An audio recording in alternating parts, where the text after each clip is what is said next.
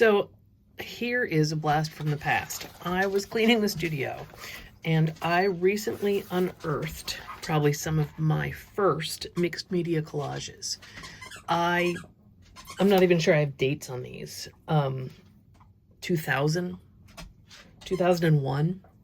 I took an image transfer workshop at Mica in Baltimore. This was actually from an inkjet, and I never do inkjet transfers anymore. The text printed twice. This one was a gel medium transfer left hazy on purpose.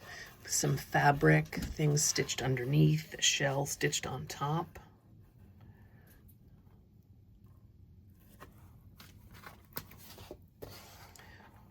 A lot of them I had done a Xerox of my Chalice Well necklace, and I was incorporating that often. We've got the Spinning Jenny, which was, historical, mythological, and ironic. Starting to play more with transparencies. This was a packing tape transfer of some German text in a really nice Gothic font. Some keys that were on a printed page of vellum from the scrapbooking section. There's a lot going on in this one. Not my normal color palette, but it is orange this month. Transient. Again, packing tape transfers. I love them for transform. Love those for text. Some antique stamps. Special delivery 20 cents. This was a color Xerox of an old photograph. Don't know who that is. Just really liked her vibe.